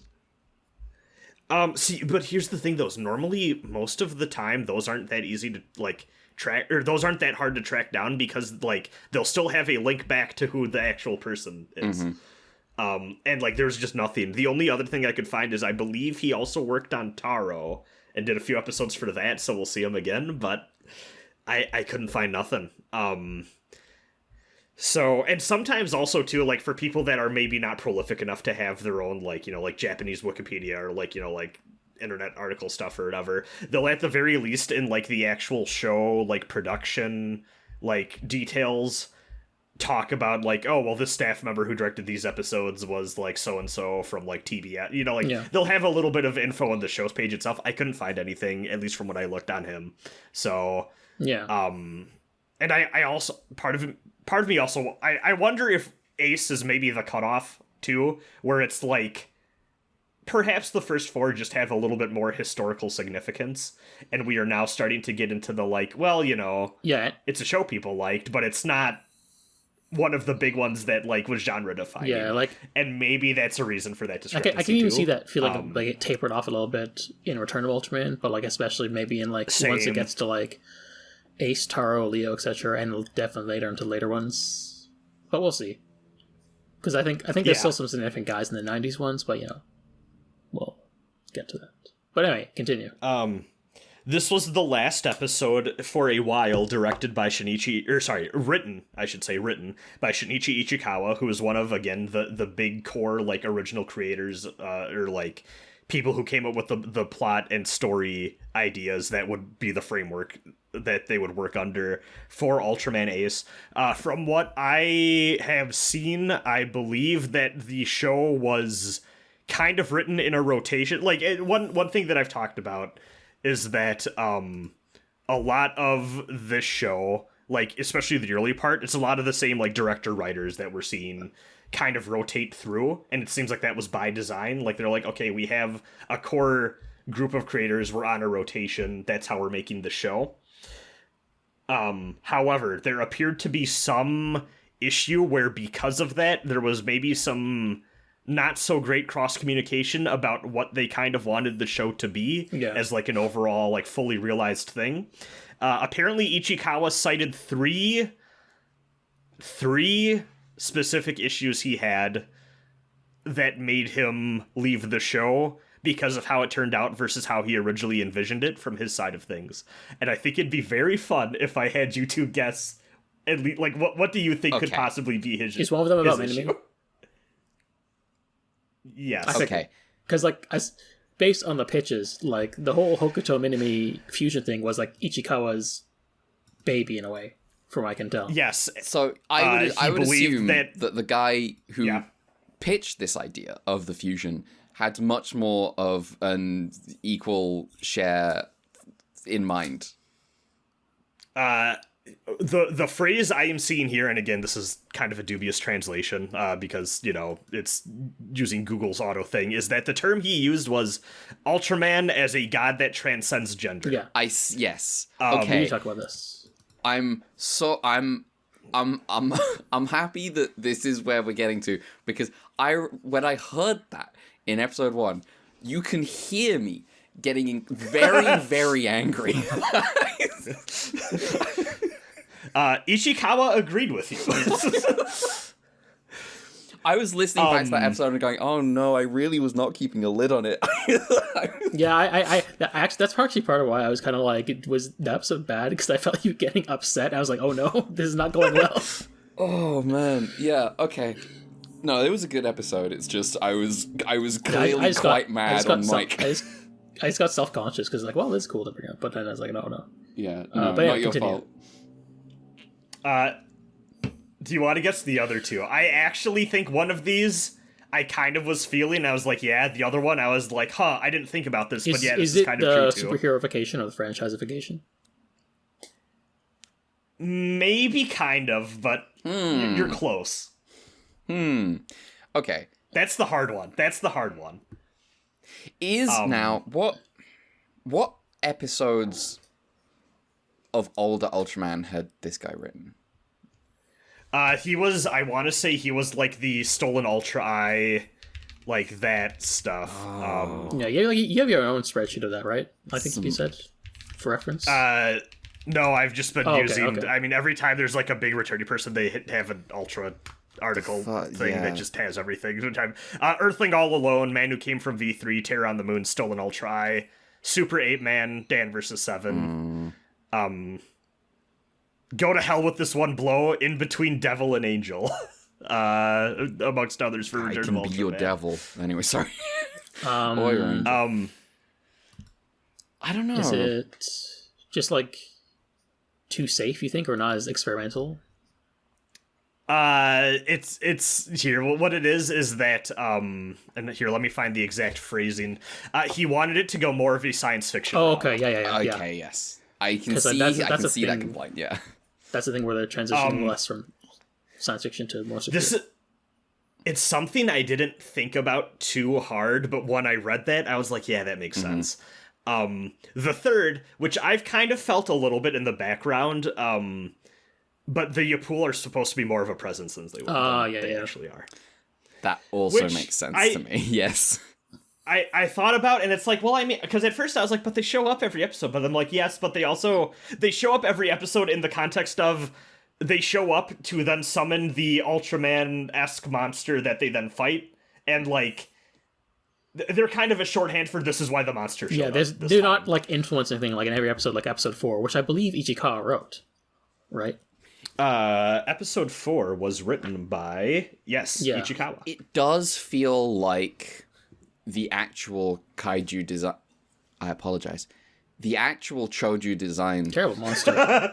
is completely divorced from the idea that the Yapul are the big bad guys. It is like they come up with a monster, and then the writer has the job of justifying why the Yapul did it. Yeah, because sometimes you still get like, this is an egg. Somehow Yapul did it. Yes. And thinking about it as this is the era of Shocker, and like they're even playing around with that with the what's their fucking name from Mirror Man? The Invaders, the two-dimensional being, the Invaders. Yes, like, and you know, I'm sure like even to an extent like Mysterian stuff is kind of influencing this. Yeah. Like I can see why when you come up with the idea of like, oh, it's time for us to do that in Ultra. And then they just kind of use it as, well, we're going to just actually use this to justify why the Monster of the Week happens. That maybe grates a little bit. Yeah. But yeah, those are the three big reasons why Ichikawa's like, I don't really want to work on this. He will come back around because the producer of the series, Yoji Hashimoto, told him that, listen, the ending of the series is the main writer's responsibility, and you're kind of like, it's on you to close it out since you started it. I also think I saw, like, because I was doing separate research for a different thing coming later, that I think I saw that Ichikawa also mentioned that he was a bit creatively spent because he also worked on Silver Mask, which I think is like also Ultraman but different. And I think he just like decided like maybe he got burnt out on doing Toku superhero stuff. I think he wanted to just a more like adult programming, basically. I don't blame honestly, because also too, like, isn't that, correct me if I'm wrong, didn't you describe like Silver Mask is also trying to be like, what if a more serious take on... Yeah, like more serious and critical take on Ultraman, I think is the impression. I almost wonder if going from Silver Mask then like back to... Oh yeah, was like felt like regression. Especially because it seems like, you know, with the Kokuto Minui stuff, he wanted to take harder swings, and also with the Apul stuff, but it wasn't turning out that way. The word transcend is like such a powerful lead for what we get. Like it's like you wanted to really go for something. I don't know what it would have been in the end, but it sounds a little cooler than maybe what we got, and I can understand why you're mad disappointed. Yeah. But I think from what I can tell, this is like the first like big, like, we have someone working on one of these and is like, oh, I am not happy with how this turned out, to like the extent of like leaving. And I find that I always find that interesting to read about when that happens. Like what's the discrepancy between how it started versus how it's going. I don't blame him. I don't blame him for, like, I'm still overall enjoying this show, but I understand why, as originally envisioned, this guy would be like, oh, but it could have been so much more. And to be fair, I do think all of his criticisms are pretty valid. Like, I'm in a weird spot where I feel like the show where it is now, could rank pretty highly for me if it keeps it up, but I'm like, I can also see the ways it could be better than it's compromised by what it could be. This is the Ultraman promise, clearly. Yeah. I feel like I'm not enjoying this one as much as Returner 7 so far, and I almost wonder if it's just like, am I getting diminishing returns because I've seen so much of this shit? Yeah. But we'll see. Hopefully it won't just be a downward slog to the entire franchise. We lead every podcast with an hour of talking about other stuff so that we don't lose our minds. Yeah. We will be fine. This is our backup. That's our backup show. Is everything else? Our backup show is literally whatever we did. By the time we get to Leo, I'm just going to be the designated hater. I'm hoping the 90s stuff will at least be interesting if the show stuff doesn't pan out, but we'll see. This was done better in Return of Ultraman episode 18. Oh, man. Do you remember what 18 was? Fuck no. Well, now we have to... But I will if it means being a hater. Return of Ultraman 18... Ultra 7 arrives! That's not a great episode of Return of Ultraman. Well, why do you think I'm a hater? If even... Oh, it's not as good as... Oh, man. That is the episode. That's the episode he does the bracelet. Yeah. I got some trivia, if we're done with that stuff. Go for it. I'm done with my stuff. Alright, so... Special effects director for both was Kazuo Sagawa. All the kaiju designs were by... Oh, sorry. Choju, Terrible Monster designs were by Yoshio Suzuki. There's a new suit actor for episode 13 to 24, Isao Zushi. I said like I could tell. The kaiju Varava apparently takes its name from Barabbas, who was a character from the Bible. Yes. Okay. Who, for context, is the guy who gets spared instead of Jesus. Yes. Japanese localization needs to, every time there is a capital, like what do you call it? pronoun, like not pronoun, noun. What's the thing when you have a name? What's the term for when you have a noun? Proper noun. Proper noun. Jesus Christ. Oof, my brain.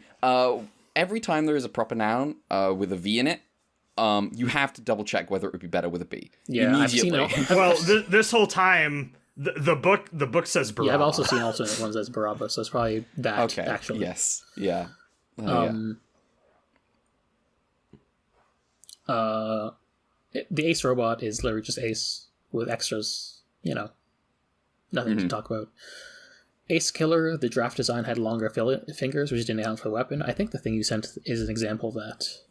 The picture you sent, Red, you can see the longer fingers. Oh, yeah, on the left hand. Oh, that's pretty cool. Apparently the head underwent multiple design revisions until it settled on its current, more complex design. Suzuki's thinks is another one of his favorite designs, but he also stated retrospectively, yeah, I don't know why they had that complex, to be honest. Lol. Also, I have some interesting trivia for the last two-parter that I found. Oh, the character Maya, who, is Rubito from Xenogears Yamanaka's fiance. Mm-hmm. She's played by someone named Kaori Seki, who apparently was the person originally supposed to play Minami in the show. Oh. But then she broke her arm, so they changed a different actress. Damn. But then they gave her a cameo, so that's fun. She got a fun role. She got to Yeah. It's cool to be evil. Folks, if you learn one thing from our podcast and take it out into the world to interact with the people around you, just remember, it's pretty good to be evil. Elon Musk is not cool. Okay, well, okay. It's pretty good to be, like, evil in TV. Like you gotta have style. You gotta have style. Television evil. Television evil is different than real evil. That's just true. Not Cosmic Era evil. No. No, that's the special evil. Yeah. Was that all the trivia you had? Yeah, you know what you should do next? What? Number 15. Number 15. Also, remind me, so there was Maya from the two-part... Sorry, I'm trying to killed by think Metron back and replaced. From... Yes. Okay. From Marucci getting mugged. Yes. Okay. Episode 15 of Ultraman Ace is presumably part 1 of the summer horror series, Curse of the Black Crab. Featuring Giant Choju, King Crab. It's just called King Crab. Cool name. Another addition to the King line of Kaiju, Choju. This episode is about... Now, this summary is honestly very short. That's fine. I think this podcast is getting longer than expected. We had a lot to say. Go ahead. So I watched this when I was maybe a little bit later. I rewound and watched like 5 minutes of this episode because I was like, did I miss something? And then I went, no, that was it. Okay. Yes. Perfect episode to pair with the ones that we obviously had loads to talk about. Because this is like 2 paragraphs. This episode is about a boy called Yumeji. Or Yumeji, sorry. His father died at sea and now seems to exist as a horseshoe crab. Keep up. And Yumeji can hear his voice when he listens in a particular seashell. All hail the magic conch. Yeah, these are 2 separate things. There's the shell is not that related to the horseshoe crab. It's just a shell he picked up. Nope. For some reason that's the wildest bit of this episode to me. These are just completely separate things that anyway. Yumeji witnesses a Choju attack and his crab dad warns him when the beach town will be attacked again. Kono is on vacation with his niece. I think it's his niece at the beach, and they run into Yumeji. Kono hears Yumeji's claims and doesn't place too much stock in them.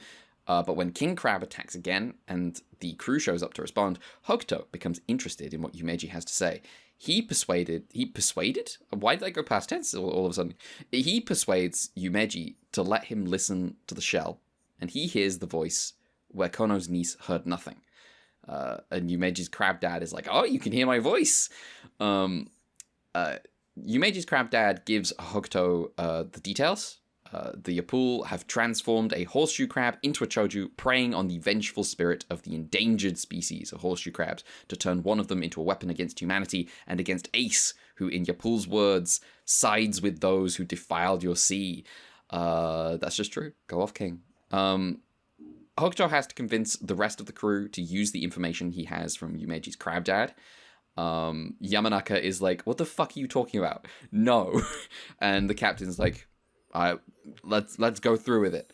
The captain gives his approval. Kono nitrogen bombs the location where King Crab is hidden, exposing the choju. The crew attacks, and Hokuto and Minami transform to fight King Crab. Specifically, they sumo fight it. Ace defeats King Crab, and the day is saved. Hokuto says thank you to Yumeji's dad, and bids Yumeji farewell. And Yumeji's dad tells Yumeji, hey, you know that guy's Ace, right? Just immediately snitches on Hokuto. The end. Not Minami, though. Not Minami, though. She's just there. I think this is one of my favorite episodes. It's really fun. I like the part where Hokuto's like, quiet, he's just talking to the crab. They just keep cutting back, like they're doing shot, reverse shot, and it's a person to the fucking crab on the beach. It's so good. What? The thing where this episode is about, like, oh, we have abused the horseshoe crabs. Yeah, and these crabs are endangered when they pick one up and then explodes in the amusement park. he just fucking, the moment he picks up that horseshoe crab and its legs are just going underneath, and I'm like, that's not a prop, put that down. One animal was harmed. One animal was harmed. Like, we're back again. It's like all over again. It's remnants of the prehistoric age, and then it's just like he's just got it tucked under his arm like a ball. He's like wrapped up. So this is my dad. What the fuck are you talking about, child? I like how Yapul is applying non-malt logic to horseshoe crabs against Ace. He's just saying, "Oh, this fight Ace. They're siding with the people who send you to extinction." Also, fuck it. This crab is a flamethrower. Fuck you. I like the fight takes place in the amusement park. I like the set pieces. Yeah, it's great. When he made the sumo, like, I'm sure there's a proper term for that stance. I do not know it. But when like the sumo bit takes over, I'm like, this is just good children's show bullshit. I love it. It's so much fun. Yeah, really. What the fuck are they talking about? Fucking wild. You know what it is? It's the 1 minute at the start where that guy gets got on the boat and it's dark. That's it. Yeah, there's like when they promised horror series, and Hokuto is this didn't make it into the summary, and Hokuto is flying over the sea at night and peers down and says, "Whoa, 2 red lights in the sea," and is clearly 2 glowing eyes underwater, and he's like, maybe it's a boat, and I'm like, oh, we're in for it. We're in for the summer horror series, and then the kid's like, this crab is my dad, and he talks to me through a shell that I hold up to my ear. And Hokuto's like, this seemed very important. The part where he picks up the shell and the dad also talks to him is maybe one of the funniest little bits that has ever happened. First of all, Yumeji's dad doesn't start by saying, like, hello? He immediately starts off, he just knows. He's like, oh, you can hear me.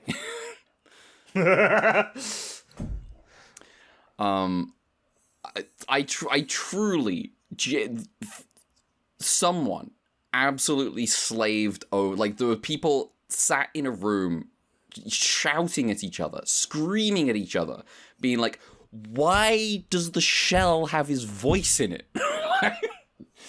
What? Why is that where his voice is? Why does he listen to that and he can hear his dad? What's the connection?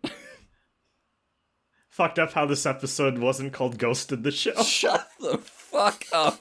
Get off this podcast immediately. Ghost in the Shell innocence. Well, I know what this episode's called now. Fuck you. I shouldn't reward you for your buffoonery. Man, yeah. That's just being friends with me. This episode's great. Yeah. Combined with my dad has a weird fucked up alien hand and the incel episode, I think this is vying for my number one spot. God. Yeah, this is good shit. Just very nice little addendum to us just having like, oh, big two-parter, and then straight into this. Perfect. And I would say one of the better two-parters that we've seen, even too. And like then the capstone with this was a good session. For Ultraman watching. The two-parters in Ultraman have mostly been kind of weak. I'm gonna be honest. Yeah. And like it's almost always the case too, where it's like one's all right, the other one's maybe a little bit weaker. Yeah. This two-parter that we covered this week and the Ultra 7 finale, naturally, obviously, I think the best that we've got so far. Who made this episode? I want to congratulate them. You really want to congratulate Eizo Yamagiwa, known Shinrikyo fan. Pat him on the back. Now, I may not be a fan of all your work, however, that crab. He does make good episodes. That crab episode was good. You do keep putting out the. Listen, if you shut your mouth and you keep making good crab episodes by him. What's his other good crab episode? Oh, Return Ultraman. Oh, right. Yes. Was he the Cancer constellation crab? Yes. Yeah, okay. Obviously. That was a good episode. And then also too, this was written by Shigemitsu Taguchi. Nice. I got Yoshio Suzuki for the kaiju design and Yoshio Tabuchi for the special effects director. And that's all I got. I got no trivia for this one. Oh, cool. That was quick in all respects for that episode. All right. Yeah. Well, do you want to hit us with... Unless we have anything else to say about this episode, do you want to hit us with color timers? Yeah, I'll get to that. Then we got some emails. Excellent. As expected. I'm holding off on trivia just because it's Mother's Day, but... That's yeah. Fine. You know, would you like to know a funny thing about Britain? Our Mother's Day originates from a thing called Mothering Sunday. So there you go. That's your Britain quirky trivia for the week. Anyway, timers. Episode 13. This is about to go crazy. Ace's first one is 9 minutes 16 seconds. Let's go. 9 minutes. The second one is 3 minutes 30 seconds. Is 9 minutes a record? Then the Ultra Brothers, all of them collectively, except for 7, who doesn't have a timer. 17 minutes 48 seconds. However, they don't detransform, so that continues to the next episode. Mm-hmm. Episode 14. Ace transforms for 5 minutes 57 seconds. The Ultra Brothers have 19 minutes. Yes. Consolidated between the two episodes is 36 minutes 48 seconds. Hell yeah. All those motherfuckers except 7 are dead. Then episode 15. Just a normal one. Well, 3 minutes 7 seconds. Okay. Also a bonus. Because I did a retcon. Zoffy in the final episode of Ultraman 66, 4 minutes 7 seconds. I see. Thank you. Excellent. How many was it in total for the guys on the cross? 36 minutes 48 seconds. Over half an hour. That's fantastic. That's good shit. All right. Emails. Okay, so first of all, Subject didn't send email, but he just sent me something on Discord. He says, we'll count that. About this episode, age may be temporary, but Catholicism is forever. Absolutely. He says, he hasn't been saying emails much just because he's like, Ace is not a show I can say much about other than, you think you've seen the show can do? Wait till next episode. So yeah, I guess there isn't as much to talk about from his perspective. That is okay. Take a break. It is earned. Yeah. Then I got a couple emails from Cross Data. They're pretty short, so I can hard just do them together. They say, we have hit the famous episode of Ultraman Ace where the Ultra Brothers are crucified and crossed. Back in October, I was very curious when y'all would have reached this episode. At the time, the episode would have came out on April 4th, and y'all would have recorded the episode on Easter Day. Happy Easter. So, because Return of Ultraman was delayed a month, we did not get on Easter. Damn. RIP. That's funny. Congratulations on making it here. Hope you enjoy the show as the main writer, Shishikawa, takes a step away from the show. Then their second email. Now they're getting into the part of the series where some kaiju are coming back. What are your predictions for what you've seen? Do you think will come back in later entries? Oh, like kaiju from past shows? Who do you think will return? Okay. Ooh, Bolton? Yes. That's a fastball. It's easy ball. Yeah. The softball's what I was looking for. We've already had Marucci. I can't speak of this actually. You can't. For me. Yeah. If you speak, you'll be in big trouble. Red King. That's also cheating. You're not allowed to say anyone in Blazer. I feel like Ella King is also cheating. Some guys are just are classics enough that they're just going to show up. Yeah. Yeah. I just feel like I know the name Ella King. So when Ella King shows up, it's like if an Ultraman episode had like Mothra in it, and I'm like, oh, Mothra's a thing. Yeah. Where's my fucking rankings?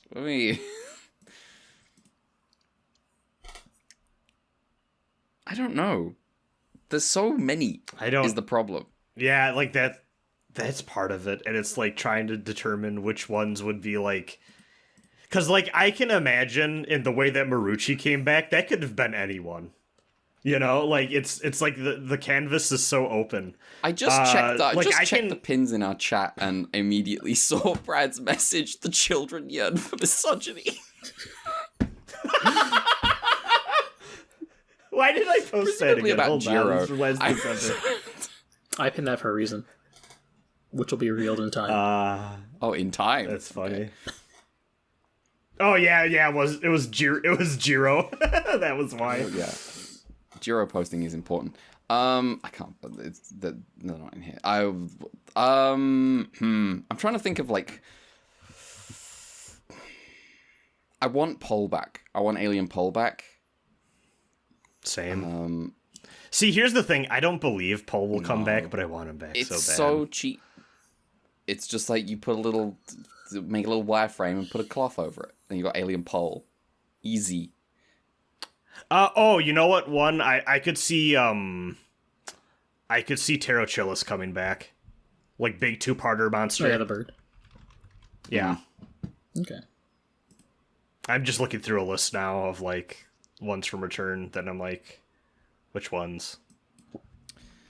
Yeah. The problem is that the ones that I want aren't the ones that I necessarily think are going to come back. Like I want the return of Prisma. Same. Like I was thinking that too, or like the big set piece ones. I feel like Bolton from the original. I would also love to come back. I don't believe we're going to get there's Bolton. some where you don't want to tarnish the memory by bringing them back. Yeah, like Marucci. Yeah. You don't want to be like, and then our heroes strike down the evil Marucci, and I'm like, do you remember what Marucci represents? Do you not remember that? Did you not watch that episode? Did you not read about that? Okay.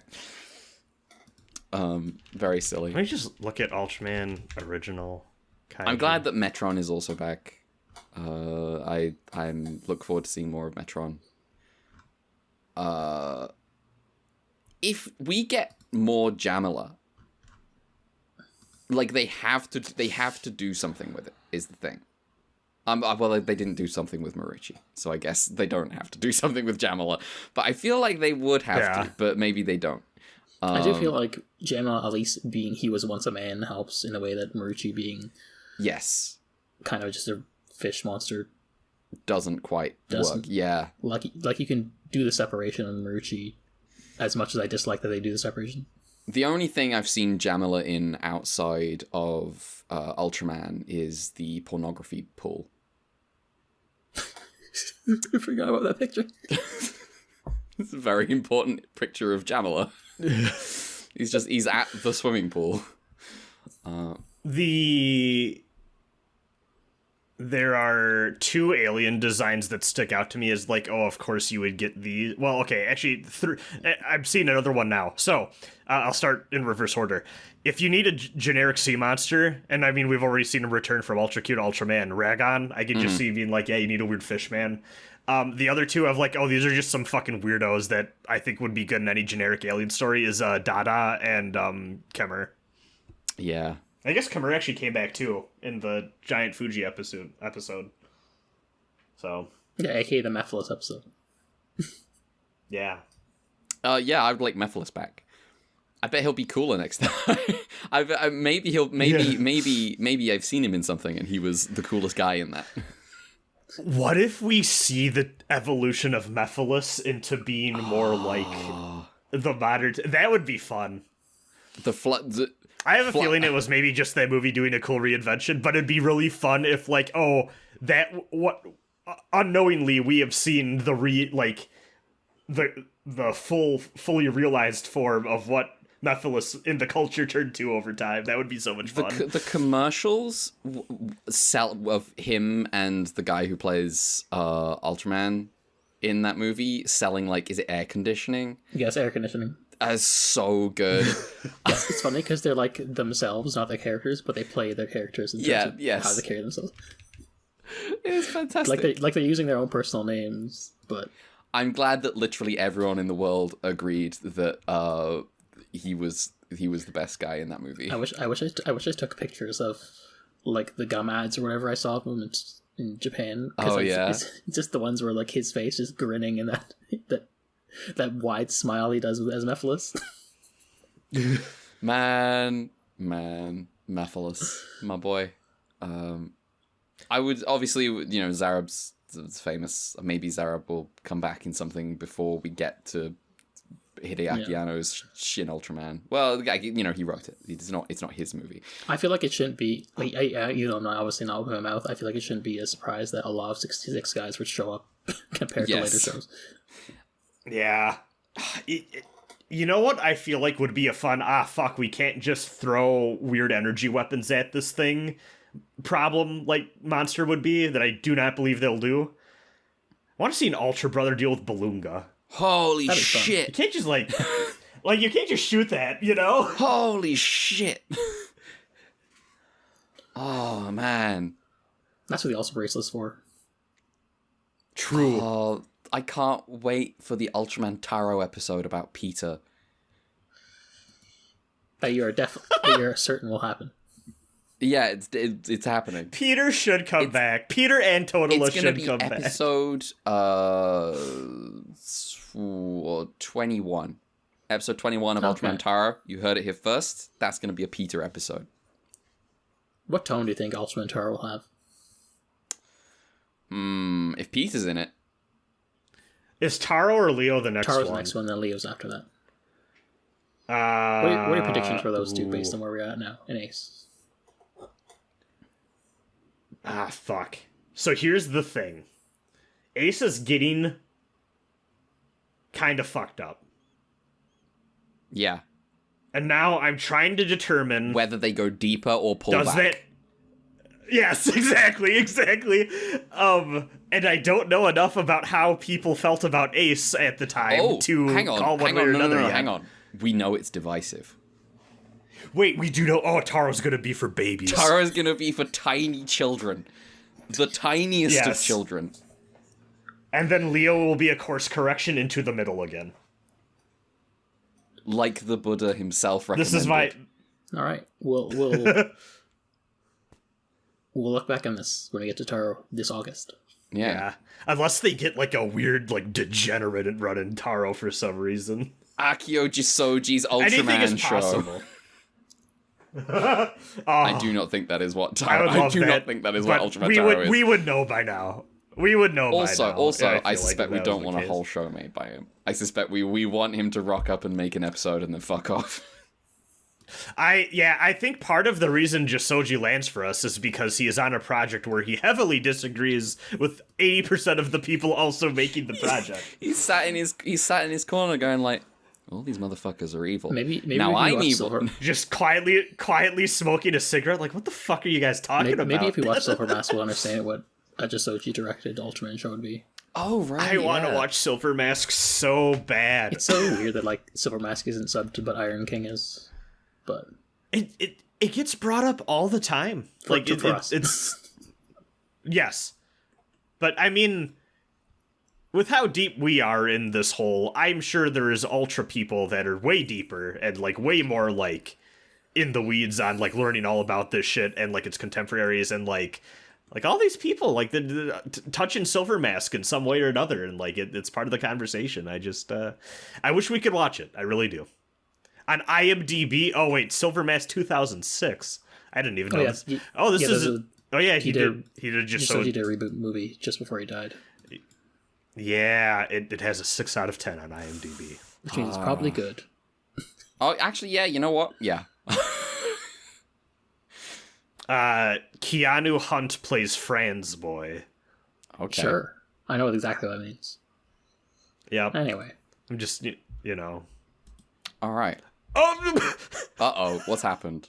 Last time this happened, you learned wild information. What's going on? Actor named Rasmus Enberg plays the role of Adolf Hitler in the Silver Mask 2006 Oh my god! Jisoji, what are you doing? What the fuck is going on? Holy shit. Well, we'll see. All right. Is that the episode? Is that us? I think we're good. I think that's this was good. I am, you know, as much as I was saying, like, I don't know if I like this one as much as Ultra 7 or Return. It's thoroughly consistent in terms of like they're giving us good shit a lot.